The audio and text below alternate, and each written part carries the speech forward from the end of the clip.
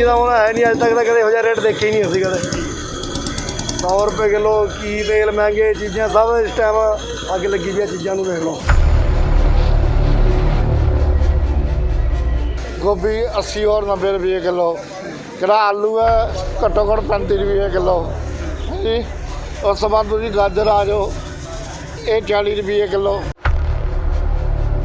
ਦਿਨੋ ਦਿਨ ਵੱਧ ਰਹੇ ਸਬਜ਼ੀ ਦੇ ਰੇਟਾਂ ਨੇ ਆਮ ਲੋਕਾਂ ਦਾ ਬਜਟ ਹਿਲਾ ਕੇ ਰੱਖ ਦਿੱਤਾ ਹੈ। ਜਿੱਥੇ ਪਹਿਲਾਂ ਪੈਟਰੋਲ ਅਤੇ ਡੀਜ਼ਲ ਦੀਆਂ ਵਧੀਆਂ ਕੀਮਤਾਂ ਨੇ ਲੋਕਾਂ ਦੀ ਜੇਬ ਤੇ ਵਾਧੂ ਬੋਝ ਪਾ ਦਿੱਤਾ ਸੀ, ਹੁਣ ਉੱਥੇ ਹੀ ਸਬਜ਼ੀ ਦੇ ਵਧੇ ਰੇਟਾਂ ਨੇ ਘਰ ਦੀ ਰਸੋਈ ਦਾ ਬਜਟ ਹਿਲਾ ਕੇ ਰੱਖ ਦਿੱਤਾ ਹੈ। ਨਾਭਾ ਦੀ ਸਬਜ਼ੀ ਮੰਡੀ ਵਿੱਚ ਸਬਜ਼ੀਆਂ ਦੇ ਭਾਅ ਆਸਮਾਨ ਨੂੰ ਛੂ ਰਹੇ ਨੇ। ਜੋ ਬੀਤੇ ਸਮੇਂ ਦੌਰਾਨ ਆਲੂ 10 ਰੁਪਏ ਕਿਲੋ ਵਿਕ ਰਿਹਾ ਸੀ, ਉਹ ਅੱਜ 40 ਰੁਪਏ ਕਿਲੋ ਹੋ ਗਿਆ ਤੇ ਮਟਰ 250 ਰੁਪਏ ਕਿਲੋ ਹੋਣ ਨਾਲ ਗਰੀਬ ਲੋਕ ਸਬਜ਼ੀ ਖਾਣ ਤੋਂ ਵੀ ਤਰਸ ਗਏ ਨੇ। ਇਸ ਮੌਕੇ ਤੇ ਸਬਜ਼ੀ ਮੰਡੀ ਵਿੱਚ ਸਬਜ਼ੀ ਲੈਣ ਆਏ ਅਸ਼ੋਕ ਕੁਮਾਰ ਨੇ ਕਿਹਾ ਕਿ ਸਬਜ਼ੀ ਦੇ ਰੇਟ ਇੰਨੇ ਵੱਧ ਚੁੱਕੇ ਨੇ ਕਿ ਗਰੀਬ ਵਿਅਕਤੀ ਖਾਵੇ ਤਾਂ ਕੀ ਖਾਵੇ, ਕਿਉਂਕਿ ਆਲੂ, ਪਿਆਜ਼, ਟਮਾਟਰ, ਗੋਭੀ ਹਰ ਚੀਜ਼ ਦੇ ਰੇਟ ਗਰੀਬ ਦੀ ਪਹੁੰਚ ਤੋਂ ਬਾਹਰ ਨੇ। 100 रुपये किलो का गोभी हो जी है, किसी चीज़ का होना है नहीं, अज तक तो कदे हो रेट देखे ही नहीं असी कदे। 100 रुपये किलो की तेल महंगे, चीज़ां सब इस टाइम अग लगी हुई चीज़ों को देख लो। डेली दे आने जी, ਕਾਹਦਾ ਕੰਮ ਹੈ ਤੁਹਾਡਾ?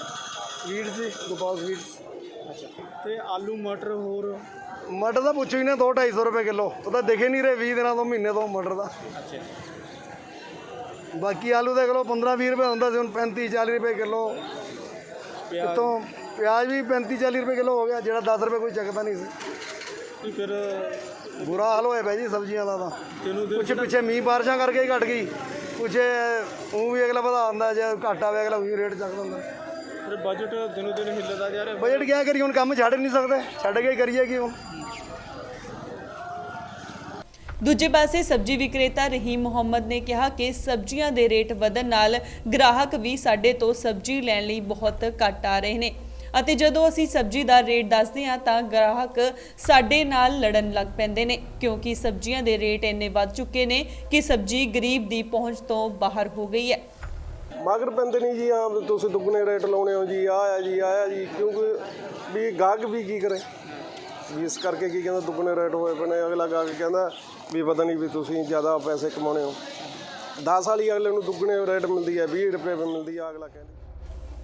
ਇਸ ਮੌਕੇ ਤੇ ਖਰੀਦਦਾਰ ਦਵਿੰਦਰ ਸਿੰਘ ਨੇ ਕਿਹਾ ਕਿ ਹਰ ਸਬਜ਼ੀ ਦੇ ਰੇਟ ਵੱਧ ਗਏ ਨੇ, ਜਿਸ ਕਰਕੇ ਗਰੀਬ ਨੂੰ ਇਸ ਮਹਿੰਗਾਈ ਦੇ ਦੌਰਾਨ ਸਭ ਤੋਂ ਔਖਾ ਹੋਇਆ। ਪਹਿਲਾਂ ਜਿੱਥੇ ਕਰੋਨਾ ਵਾਇਰਸ ਦੀ ਮਹਾਮਾਰੀ ਦੇ ਕਾਰਨ ਪਹਿਲਾਂ ਹੀ ਕੰਮਕਾਰ ਠੱਪ ਹੋ ਗਏ ਨੇ, ਦੂਜੇ ਪਾਸੇ ਹੁਣ ਸਬਜ਼ੀ ਦੇ ਵੱਧ ਰਹੇ ਰੇਟਾਂ ਨੇ ਗਰੀਬਾਂ ਨੂੰ ਸਬਜ਼ੀ ਤੋਂ ਮੁਹਤਾਜ ਕਰ ਦਿੱਤਾ ਹੈ। टमाटर 40 रुपये किलो है, 70 रुपये किलो। घटिया क्वालिटी का जोड़ा टमाटर है वो 45 रुपये किलो। गोभी 80 और 90 रुपये किलो, जरा आलू है घट्टो घट्ट 35 रुपये किलो जी। उस बाद तुम गाजर आ जाओ, ये 40 रुपये किलो। अरबी आ जाओ, वो भी 40 रुपये किलो। भिंडी है वो भी 30 रुपये किलो है जी। आ शिमला मिर्च इन्नी महंगी हुई है, साडा तो लक तोड़दा, इन्नी महंगाई वधी भी है, की करूगा बंदा, गरीब बंदा की करूगा। ਇਹਨਾਂ ਦਾ ਕਿਉਂ ਨਹੀਂ ਲਗਾਮ ਲਗਾਈ ਜਾਂਦੀ, ਜਿਹੜੇ ਸਬਜ਼ੀ ਇੰਨੇ ਰੇਟ ਹੋ ਗਏ, ਬਜਟ ਬਿਲਕੁਲ ਇਹ ਤਾਂ ਹੁਣ ਪੰਜਾਬ ਸਰਕਾਰ ਨੂੰ ਸੋਚਣਾ ਚਾਹੀਦਾ ਵੀ ਅਸੀਂ ਕੀ ਕਰ ਰਹੇ ਹਾਂ। ਜਿਹਨੂੰ ਚੀਜ਼ ਮਿਲਣੀ ਚਾਹੀਦੀ ਉਹਨੂੰ ਚੀਜ਼ ਨਹੀਂ ਮਿਲ ਰਹੀ, ਅਮੀਰਾਂ ਨੂੰ ਚੀਜ਼ ਮਿਲੀ ਜਾਂਦੀ ਹੈ, ਗਰੀਬ ਬੰਦਾ ਕੀ ਕਰੂਗਾ। ਇੱਕ ਤਾਂ ਪਹਿਲਾਂ ਕਰੋਨਾ ਵਾਇਰਸ ਦੀ ਮਾਰ ਹਾਂ, ਬਾਕੀ ਥੋੜਾ ਜਿਹਾ ਸਿਸਟਮ ਖੁੱਲਿਆ ਤਾਂ ਇਹ ਸਬਜ਼ੀਆਂ ਦਾ ਰੇਟ ਬਾਕੀ ਇਹ ਕਰੋਨਾ ਨੇ ਉਹ ਕਰਦਾ, ਉਸ ਤੋਂ ਬਾਅਦ ਉਹ ਸਬਜ਼ੀਆਂ ਨੇ ਲੱਕ ਤੋੜਦਾ, ਬੰਦਾ ਕੀ ਕਰੂ। ਪਿਆਜ਼ ਲਾ ਲਓ ਤੁਸੀਂ, ਦੇਖੋ ਕੀ ਰੇਟ ਹੋ ਗਿਆ, 35-40 रुपये किलो हो गया प्याज। हर चीज़ का महंगा होया।